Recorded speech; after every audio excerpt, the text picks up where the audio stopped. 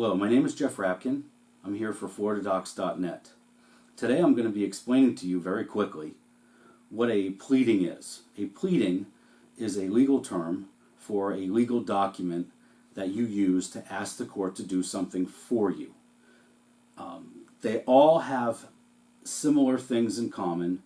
Some of them have the exact same things in common, and you need to know exactly how the basic format works if you're going to represent yourself in court. I guarantee you it's not hard. You can do this. It's actually pretty easy once you know the basics. I've developed a little sheet for you, a little cheat sheet, which is on the site, and you can just download and take a look at it. Take a look at it with me.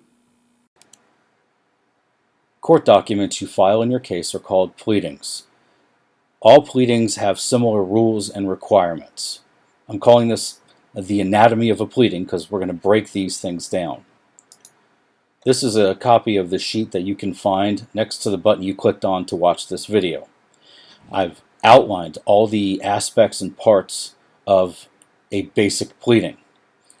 All pleadings have this top part called the caption. This is called the caption, where you have the circuit, the county, who the petitioner and who the respondent is. You also have the case number and division. This very top part is called the caption, and something you should know about it is it's always the same if filed in the same case number.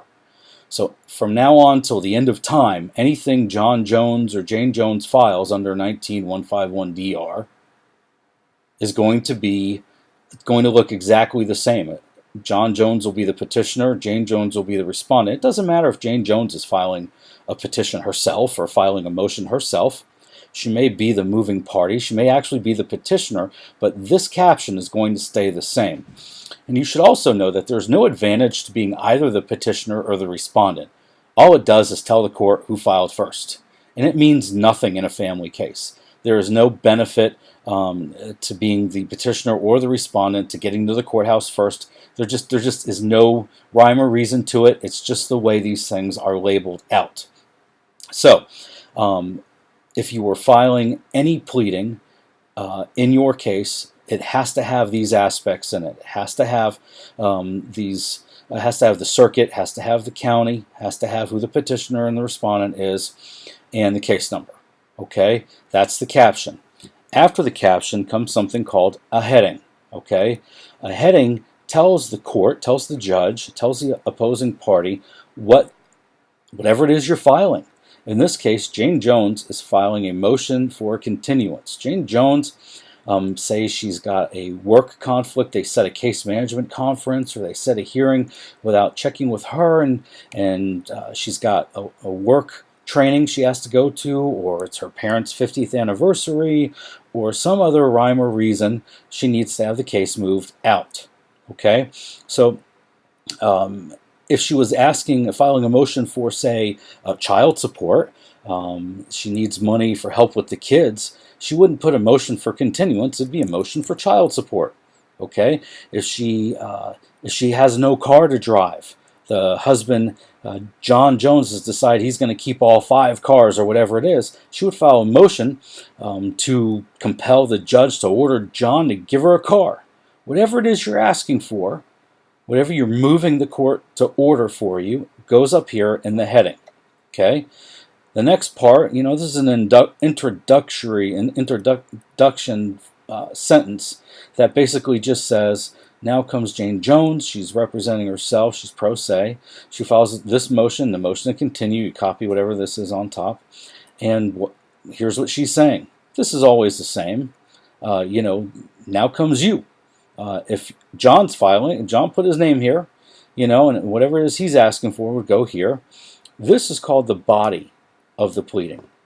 Okay? The body of the pleading is where you're asking the court for exactly what it is you need, but you're being specific now. You start out, I think people should put the very first, number one should always be what was filed. If it was a petition for dissolution of marriage, the date that was filed. If it was a petition for custody or paternity, whatever it is, you put down what it is and the date it was filed. And then number 2 begins to explain what the problem is. In Jane Jones's case, there's a case management scheduled for March 21st. She can't make it. She's got a conflict in work schedule. In this particular instance, I think Jane Jones should be a little more detailed. She should say there was a training at work. It was scheduled prior to this thing. If she doesn't go, she'll be fired. But give the court some details. Okay, if you're asking the court to move a court date, and court dates are precious, they may be pretty hard to get. Explain why you need the court date moved. Okay. The very last part of the body is the wherefore clause. This here is called the wherefore clause. This is where you're asking the court, wherefore, I need the court to do this thing for me. I'm respectfully requesting that the court reschedule, in her case, the case management. That's the conflict. But you make your specific request right there. All right. And then after that is something called a signature block. This is the signature block. Okay, there's a line, you sign your name there, you have a printed name, so the name's printed, the address, telephone number, and email. It's important that the signature block be complete. You don't just sign and print your name. You should have everything here.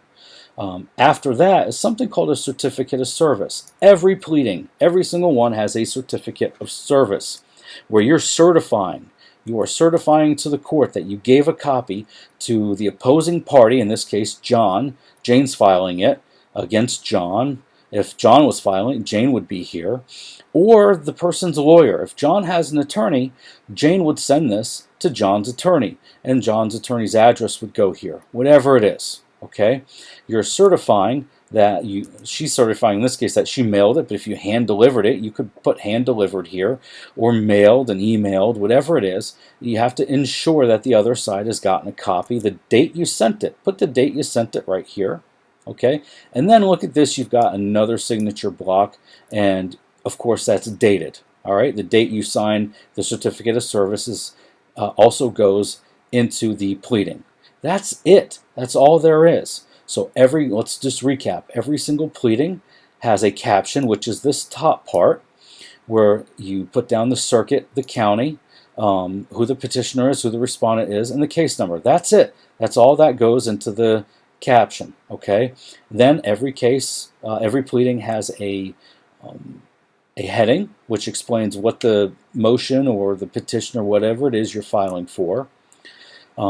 Your introductory statement, now I can pronounce that, I had trouble earlier. Your introductory statement is here. This is the body where you explain, and then your very first sentence should be, hey, this is when this was filed, all right, here's what's going on, all right, and be detailed. Tell the court what's going on. Then you've got your wherefore clause, which explains what the pleading is about, and specifically what you're asking for. Then your signature block, then your certificate of service, and then your second signature block, and then you're done.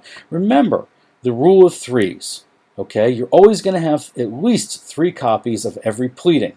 The original, which you file with the court, the first copy, which goes to the opposing party, and that you're certifying is going to the opposing party, your opposition, and of course the third copy is going to be yours to keep in your big manila folder, manila envelope, manila folder, or whatever it is you're keeping all your documents in. Okay, that's it. Make sure every pleading has these aspects and you can't go wrong. I usually suggest that people print this and keep this handy and put this in the very beginning of everything they do to remind themselves. Have this handy to remind you of what you need to make sure is in every pleading. A lot of people, they write a letter to the court. Don't write a letter to the court. Okay, it's not something you want to do. What you want to do is you want to have every pleading and have all the proper aspects of the pleading in it. Thank you.